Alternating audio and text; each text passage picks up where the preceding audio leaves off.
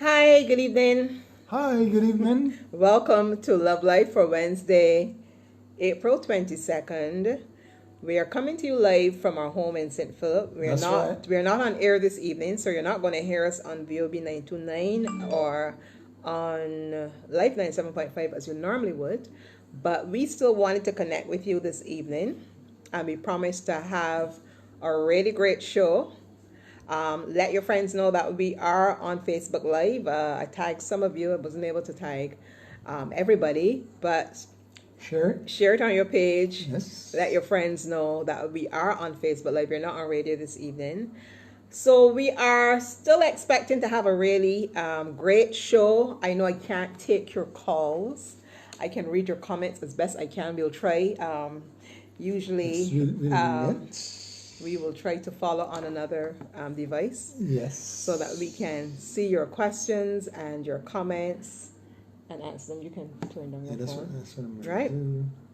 So both my husband and I are here this evening. Hi to all of you who are watching us, who have taken the time to join us. I hope you're doing fine.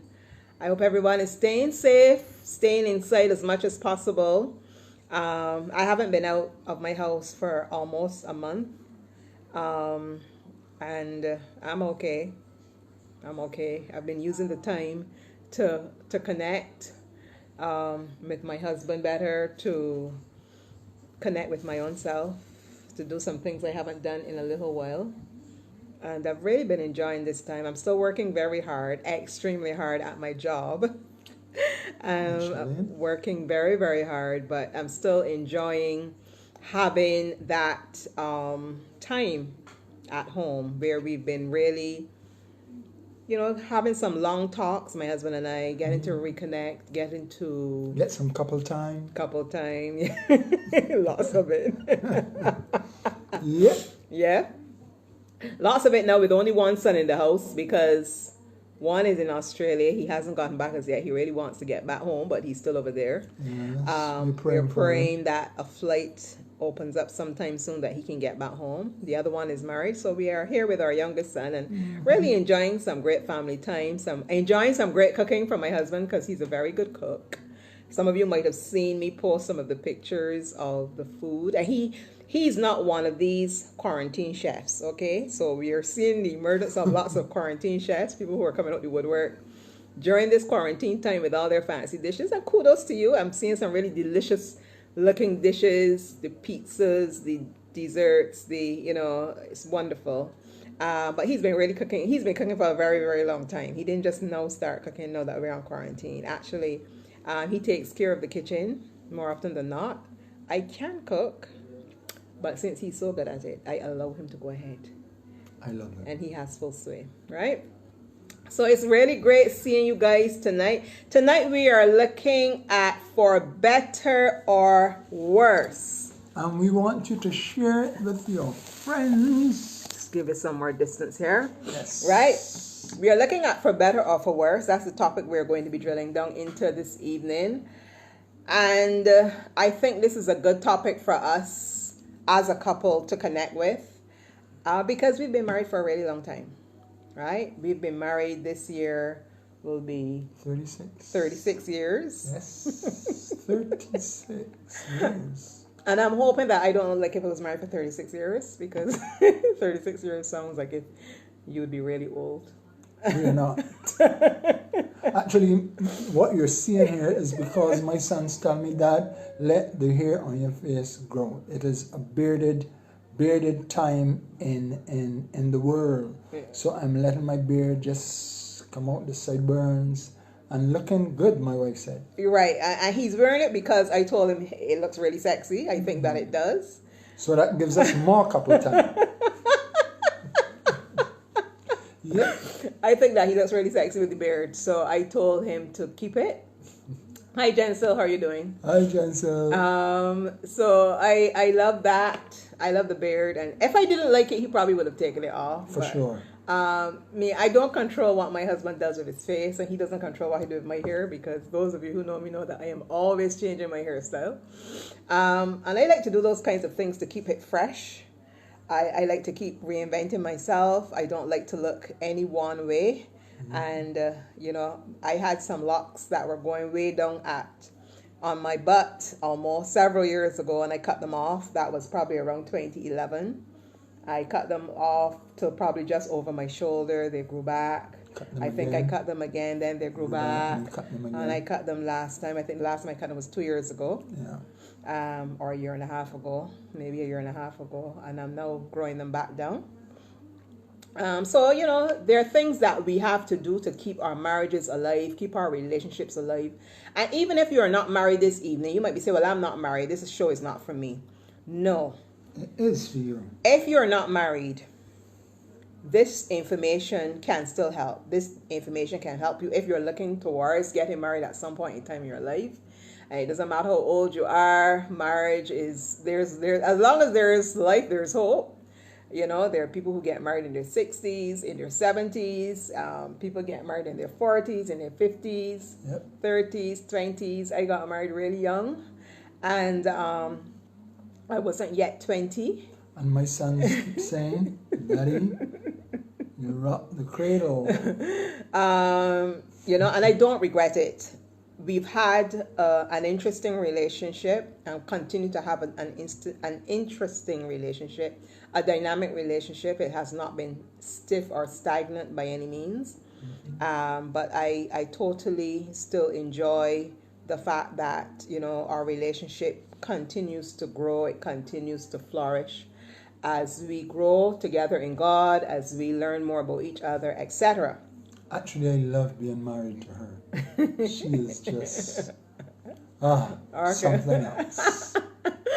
All right. When you least expect something to happen, it happens. That is very good. It happens. Very good. When will I be able to adapt? I don't know. It just happens. Right. Hi, Carrie. Nice seeing you. Hi, Carrie. Right. So this evening we're talking about for better or worse, which means we want to balance the discussion on marriage. We know that marriage is beautiful, as we've been saying. We've been talking about our relationship in the introductory comments. Marriage is great, and we want to focus on the better parts. We want to look at the better parts, the things that make it exciting, the things that make you want to stay married. We want to look at the things that go bump in the night. Right? But we also want to be realistic. It says for better or worse. And we're not looking at the entire marriage vows tonight. We're just picking up that one phrase. We know it says for better, for worse, for richer, for poorer, in sickness and in health, till death do us part. We know that's how it goes. The traditional vows, if you do the traditional vows. But we're just taking up one phrase tonight, for better or worse. Because I think that in many respects that... Hi, Nick. Hi, Nick. We were just talking about you over in Australia, our son Nikolai. Hi. We think that it encapsulates what marriage is. Marriage is a journey, for better or worse. It is not totally perfect. It is not 100% mountaintop experience. It is also made up of valleys. It is also made up of lows. It is highs and it is lows.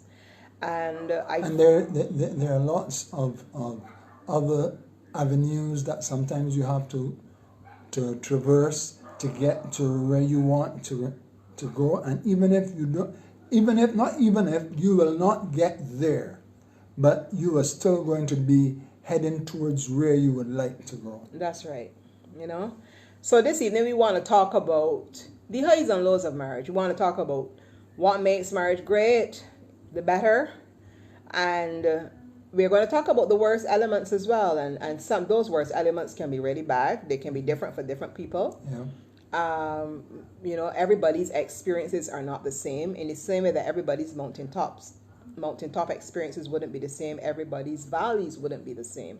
But I think each of us, those of us who are married, or even those who have watched other marriages, you might not be married, but you've seen your parents' marriage, or you've seen your siblings' marriage, or you've seen the marriage of a good friend.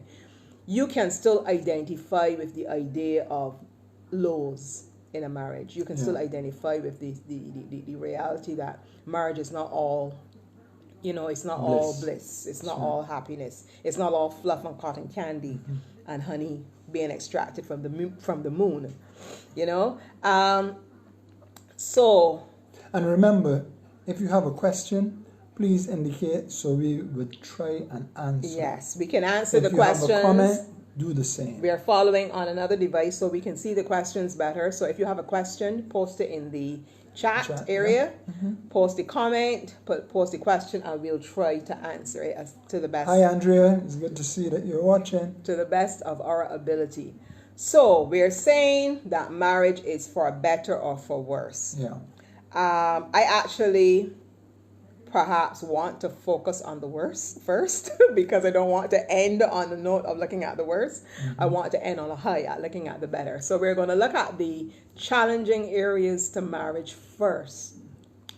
And in my experience, in our experience as counselors, because we do counsel people, we do counsel couples, we counsel people who are preparing for marriage, we counsel people who have been together for a very long time and are considering marriage, some who are not so sure that they want to get married. We counsel really young couples, we counsel mature couples, we counsel couples who've been married for a very long time. Do seminars. And some who have not been married so long. So we counsel a variety of couples. And if I had to think of one of the areas that tend to crop up in terms of people coming for counseling, I would say perhaps the number one area is communication. Yes, that's I right. think that That's right. is the most Critical. the most reason why we see married couples or couples who've been together for a while would be the area of communication. People having an issue or a challenge with communicating with each other. We have an Edward saying, "Blessed love, how are you and your family doing?" We're doing well, and we trust you're doing well as well, Edward. Yeah. Communication tends to be the number one challenge. After that, I would say infidelity or suspicions of infidelity, right, would perhaps be the second one that I have perhaps seen the most of. Either someone fears their spouse is unfaithful, they suspect their spouse is unfaithful, they feel their spouse is unfaithful, and that infidelity isn't always sexual, sometimes it's emotional. The spouse has a good friend, or there's some challenge with some friend or somebody coming into the relationship and disrupting the relationship. So I would say that perhaps is maybe a close second. But I would say communication is the number one challenge. And communication is a very, very broad topic. Actually, among the marriage seminars that we have done, because we do marriage seminars as well, a good set of couples group have brought us into their sessions to share or to teach. But I would say that communication, despite the fact that it is one of the most critical areas that I tend to deal with in the one-on-one or the 2x2 counseling, it isn't one that we do a lot of workshops on. I think I've probably done 2 on communication, honestly. It's not very popular in terms of being dealt with in a setting, a workshop or a seminar setting, but yet it is a very challenging area for marriage. And why is it that there is this problem with communication?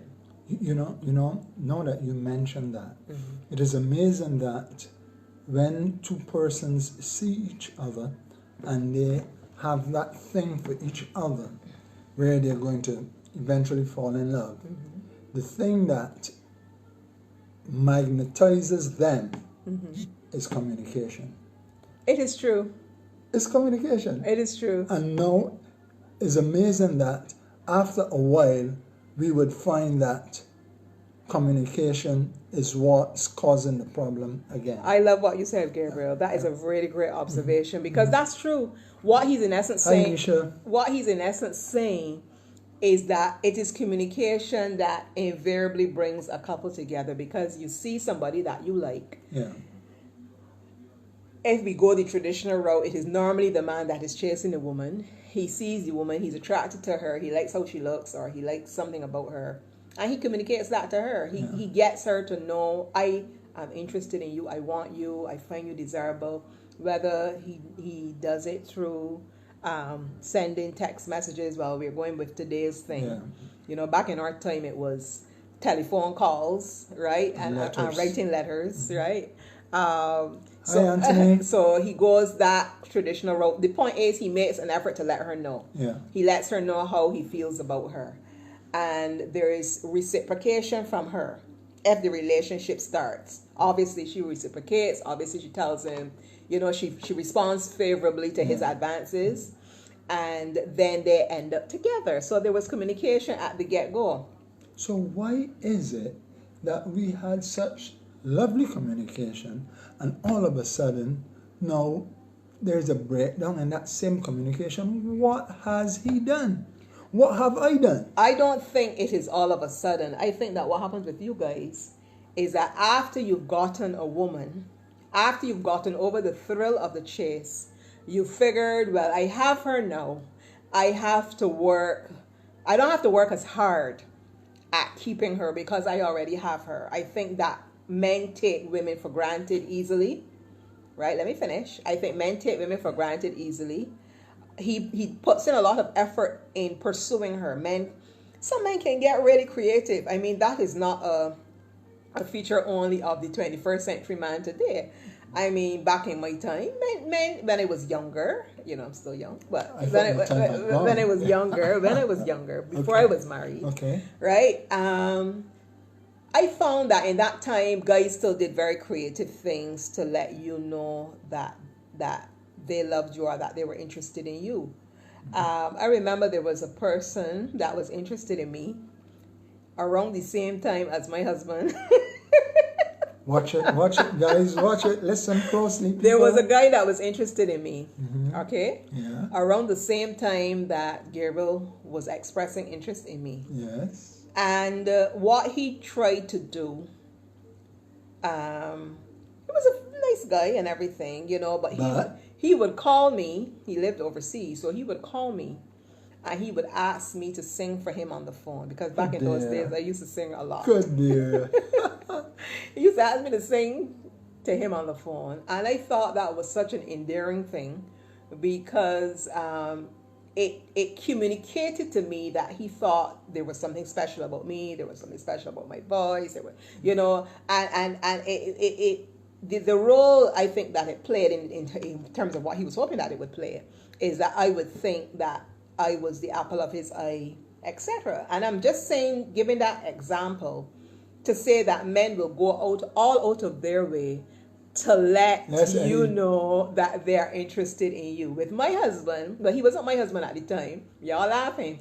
My husband, watch it now, guys. My husband, it is amazing how God works, right? Because my husband was also talking to me at that same time. He wasn't my husband then, but you understand, I was young and he was talking to me too. We were very, very good friends. And at one point, I was confused. I was like, all these people talking to me, and I ain't sure which one to choose, kind of thing.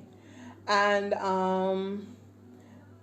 I think I was young, but I think God, at the end of the day, was leading my heart. And I guess one was overseas and one was right here with me. Come on, man. And we spent a lot more time together. We spent a lot more time connecting. We were actually closer friends. Gabriel and I, we were closer friends because we became friends after a period in my life when I was ill. I was ill as a teenager, very seriously ill. The doctor was not sure what was wrong with me. And I spent quite a bit of time in hospital. I came out and then I had to be readmitted. That was when I was at St. Michael's School. And I was very, very ill. And Gabriel used to look for me a lot then, come and visit me. And that was just as a brother in Christ, as a young man in the church. He had not long come into the church. So as a young man in the church, he just used to come and look for me. And he and some others used to come and look for me. And that is... Hi, Keisha. That is how we became very good friends. And, that continued. Our relationship was really grounded in being young Christians together. Well, he was older than I was, but it was still that we were young Christians, and it was a lot about reading the Bible and getting into God and understanding what it meant to be a Christian. That is what it was initially. But then as we grew closer together, then my feelings for Gabriel began to change. And see what Edward is telling you? What is he saying?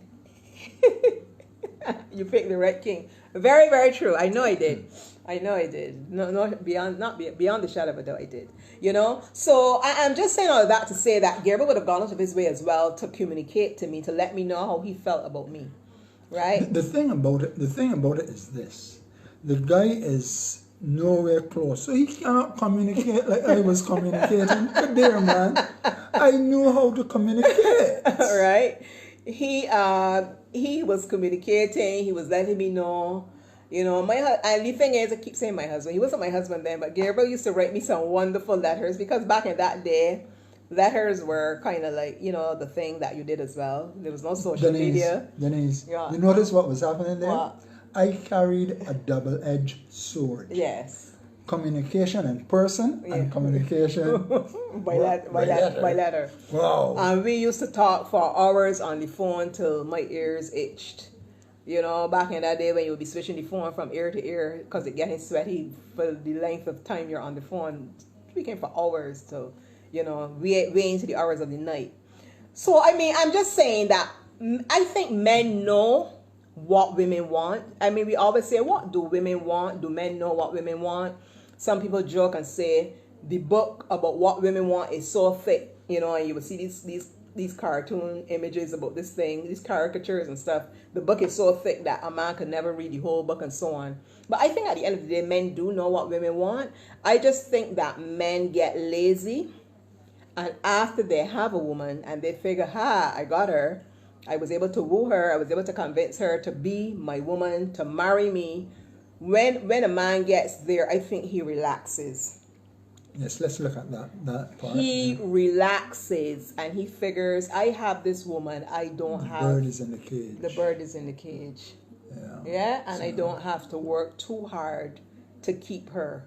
Because the guy might more or less surmise, assume, perceive that this woman is with me for the long haul. She really loves me, and I don't have to worry where she's concerned. She's not going to go anywhere. She's not going to look at any other man. You know, men always assume that about women, that they're not going to cheat, that they're going to stay faithful forever. Men put women on pedestals, okay? Men put the women that they love on pedestals. They hold them up as paragons of virtue. Now, I'm not here to excuse cheating or to say that cheating is good or it is right. It is absolutely wrong. It is a sin. I'm not promoting it. I am just speaking reality. That men don't feel that their wives will cheat or look at other men or be attracted to other men. So what they do is that they don't work hard to keep that woman. They don't work hard to keep her, whether through communicating with her, through complimenting her, through meeting her emotional needs. They don't focus on that anymore because, as Gabriel said, just know the bird in the cage. They got the bird in the cage. So since they have the bird in the cage, they just focus on that, on playing in the cage. They focus on playing in the cage, right? Playing with the bird in the cage. Playing with the bird in the cage. As opposed to really continuing that relationship, cementing it.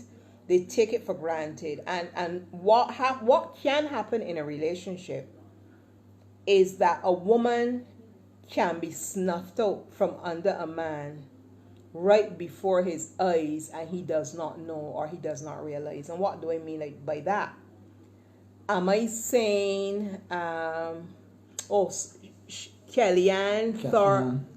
I'm sorry, my eyes are so bad. Kathian is saying most men are usually emotionally unavailable. That's true, Kathian.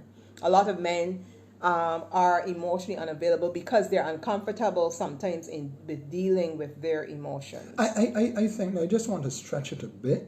I think that depending on the way how men were socialized, right? Yes, they have captured the bird. We're just using that now. We got what we wanted, right?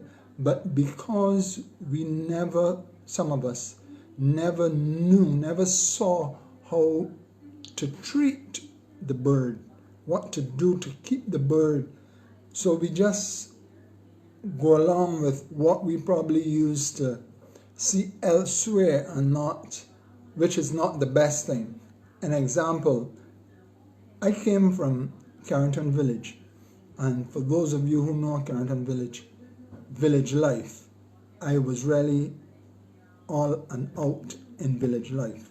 So what I saw there, I saw the guys having women for just having women, right? And as a result, it created in my mind, call it a dichotomy. Well, yeah, you could. Because for me, I wanted to have a good relationship.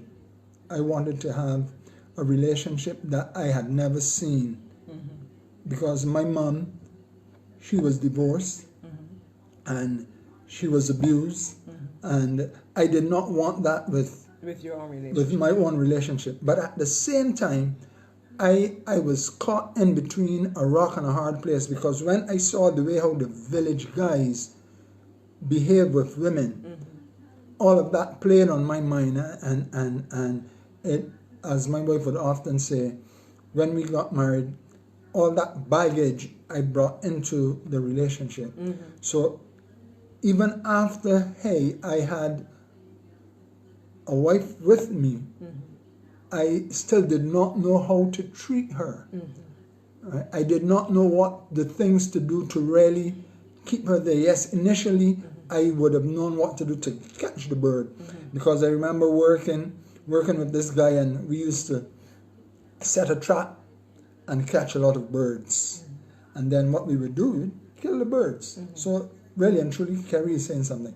That's what we really used to do. And that's what I probably had in the back of my mind. But she wanted something different. So here I am trying to get, it's not theirs yet. It's not theirs yet. I'm trying my best to treat my spouse the best way that I don't know how. If you understand what I'm saying. I want to treat her good, but yet still I don't know how to treat her good. All right. I want to read what Kerry is saying. Kerry is saying, the guy believes his strategy now has to change. In my opinion, we have to rest from all the hard work the women put me through. Oh, y'all want to get lazy, huh? No.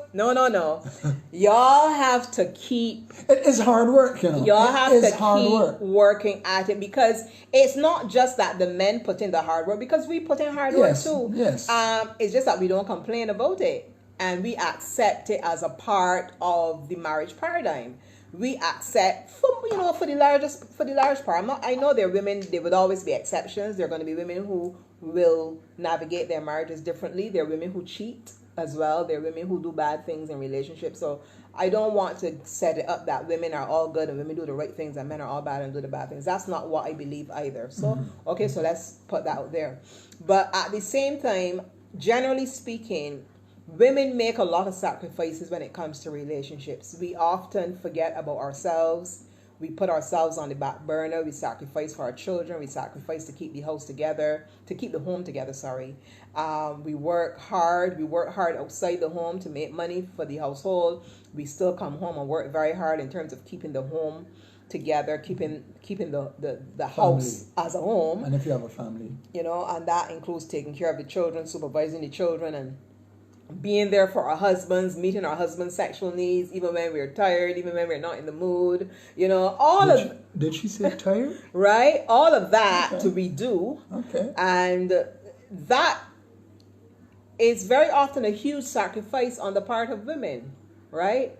So I think that when it comes to looking at the longevity and the security that needs to be established in a relationship, that there needs to be a sense of balance. There needs to be that sense that it isn't one person putting in all the work, whether man or woman, but both of us are aware of where the needs are and that we're working together. And as we said, when it comes to that whole issue of communication, we have to stop assuming that we know what the other means or what the other is feeling, right? I think that building into your relationship deliberate time to talk, deliberate time to unravel your feelings is critical. I remember when we first got married, in the early years. I was young, and I would always admit and say I didn't have a clue. I didn't know what I was doing. I got married at 19. Um, and we were together from the time I was 15. So you say, what? Yeah. I was 15, and two guys were interested in me because at 15 I didn't look like 15. I didn't sound like 15. I seemed very mature, and people thought I was older, because I was always a very thoughtful person. And even though I had lots of issues myself and lots of baggage to work through, emotional, spiritual, and otherwise, and I hadn't come into my own. Obviously, at that age, I would not have come into my own. I was in my second year at the University of the West Indies. I was doing my first degree. I was navigating marriage for the very first time, and I was learning to be a homemaker, dealing with bills because my husband was the only person working. He was coming home, putting the money in my hand. I had to navigate budgeting for food and paying bills, and studying at the same time, being involved in church. So there was a lot I took on at 19 years old. When I think back of it, I don't know how, why, but I would say God was with me, and definitely with us. Yeah. And I would have gotten married with a certain set of romantic expectations in my head because I read lots of romance novels and I wanted the fairy story, and I found after we were married for a little while, what started to happen is that I was very, very insecure. I had lots of insecurities, and those insecurities stemmed from my own childhood, witnessing my parents' broken marriage and not being fully engaged with how much that impacted on me until I got married. I did not understand the hurt and the depth of the hurt and devastation that I felt at my parents' broken marriage. I was not in touch with it until I got married. I went along through my teenage years, more or less very unassuming, going ahead, making plans for getting married and going through all the nice pretty things about planning a wedding. That year between my engagement, which was from 18 to 19, was a wonderful year. I said it was one of the most wonderful years of my life in terms of planning for a wedding at such a young age, planning it with my mom. My mom made my dress. It was wonderful. It was a wonderful time in my life. But after I got married, and we started to have disagreements, as would happen in any relationship. Come see me, come live with me, it's two different things. So now we're settling into living together and being a couple and being a family. All kinds of things started to rear their ugly head. And I was very, very lost emotionally. And there wasn't anybody that I could talk to at that time. There was no one I could open up to, because although I had lots of friends at church, it was not the kind of setting that we currently have where we really, really open up and talk about our feelings to people. And there was a lot inside of me. There was a lot that was buried that I hadn't dealt with, that I hadn't processed from my childhood. I had been sexually abused as a child at 8 years old. I had told my husband about that before we got married. I never told my mother. I had never told my mother. My husband was the only person I had told. Well, I had told him when he was my boyfriend, but we still didn't explore it. I had just told him because I thought he needed to know. And so we got married, and all kinds of stuff that was deep inside of me began to rear their ugly heads, because I said stuff. It was more than one thing. And I started to feel extremely lost, insecure. I hurt a lot. I hurt easily. I cried at every single thing. You look at me too hard, I will cry. And I guess my husband, I know he probably was wondering what happened to the woman that I married. Who was this person? I would wake him up during the night. I would say, Gabriel, we have to talk. We have to talk, because I wanted to deal with everything as it was happening. I wanted it fixed. I wanted it perfect. I wanted it fixed now. I wanted it fixed now. I wanted it resolved now. I couldn't stand to know that we disagreed about anything. I would feel as if my whole world was falling apart.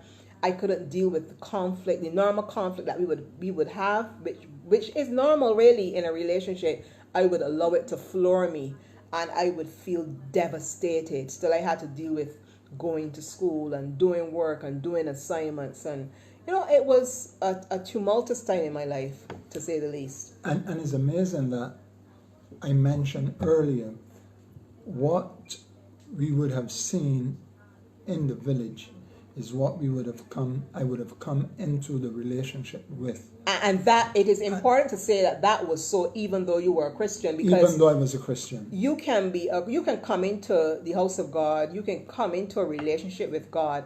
But again, because I was a Christian myself, and a serious one at that, but because I was never in a forum where I could have processed my pain, where I could have processed the things that I witnessed and processed the things that I went through and experienced. Because at that time, the type of counseling that we do today was not en vogue. It was not something that was done. You know, what I could say is that I did a lot of reading, and perhaps that is what saved me. You know, I was a voracious reader, still am, a pursuer of knowledge, always was. And I have so many books. I mean, I still have books that I bought from way back, probably when I was in my 20s. I have so many books. I was buying books from then. Books about different aspects of life, about relationships, about your inner peace, about healing, and things like that. And you know, I want to say here about that. You mentioned earlier, coming out of the village does not mean that the village is out of you, even if you're a Christian. That's right. It is like being a fisherman and you coming into town doesn't mean that you're not going to still smell like a fisherman, like fish. Yeah. It will take a while after you stop fishing for that scent to really go from you, or that attitude to really go from you. Yeah. So here I am in a home, something that I have never done before, living with somebody else, with the opposite sex at that, just me and her. And what you would have heard in the village with things like, listen man, you got to get your own key, and when you got your own key, you could turn it whenever you want, you could move in, move out whenever you want. So all those things, you know, going through my head. So when I stay out with the guys, because hey, they're my guys, I'm going to stay out with the guys, play dominoes, do whatever, and I come home all kinds of hours, and she wants to know what's going on. At that time, all I want is just to eat, get a shower, and go to sleep. And in the middle of the night, she would wake me up, Gabriel. Oh, come on, you mean at 2 o'clock in the morning? Wake up, come on, man, I'm sleepy. So what I would do is just go silent, because I don't wish to hear you. And again, in my head, I really don't know how to treat this woman. Yes. I don't know how to treat her. I am giving her money, making sure that the house has what it needs, and yet still, it's like what the guy said, man, the women does only nag you. So this is what was happening. Here I have a nagging wife. Yeah. As soon as I lay down, Gabriel, waking me up, Gabriel, I need to talk. We need to talk. So it happened that way. Hey, she is nagging. So that's why I was talking about how we were socialized.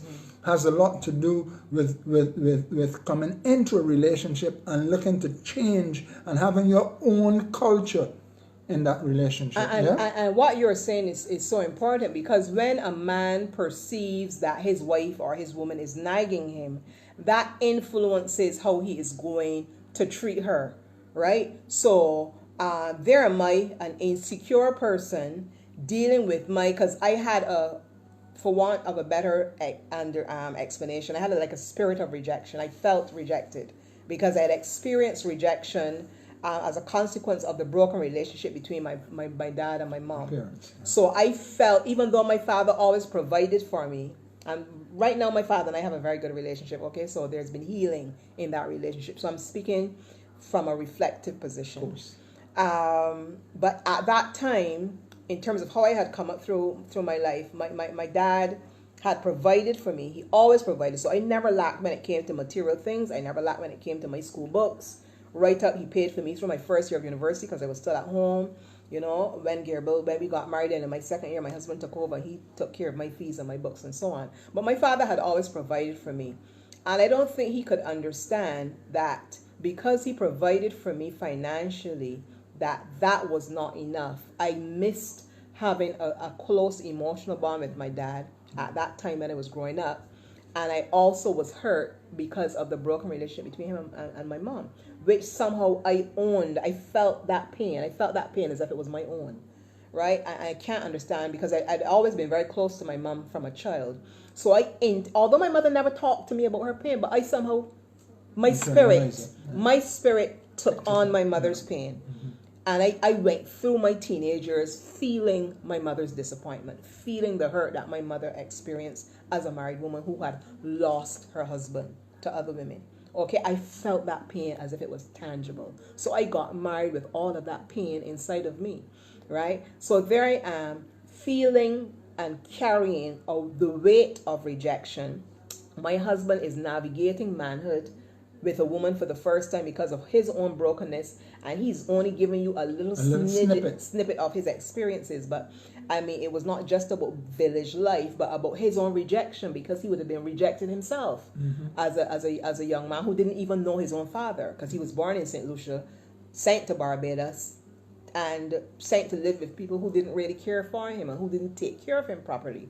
So he was forced into manhood and into living the life of a man from very young. This is long before I met him, right? He was forced into living the life of a man from a young teenage age, as a teenager. So when he came into the church as a young adult, he had already lived the life of a man. I mean, if you had to hear his experiences, which one of these days I hope he gets a chance to tell you that story, he would have lived the full life of a man, and I now coming up kind of sheltered in the church, but with a lot of hidden secrets, as I like to say, secrets, a lot of secrets, things I had never spoken to anybody about, all kinds of things that had happened to me, things that people had done to me that I had hidden from my mom, all this pain. The two of us have gotten married, two very broken people who love God, people who knew God, but very, very broken. That's right. And I would say that God had his hands so much on our lives and engineered our lives in such a way that when I had my first son at 21, and I had him at 21 while I was still at university, because the doctor told me I had endometriosis. We hear a lot now about endometriosis and polycystic ovarian disease. We hear a lot about that now. It wasn't popular back then, but I was diagnosed with endometriosis because I used to have horrible periods. And the doctor told me, if you want to have a child, it is better for you to come off the pill and try to get pregnant now, because if you don't, when you're ready to have a child, you may find you're infertile and you can't have one.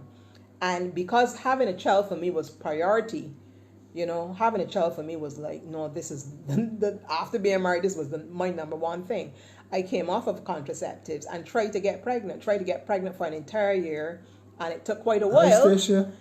It took quite a while, and then I ended up being pregnant in my last year at university.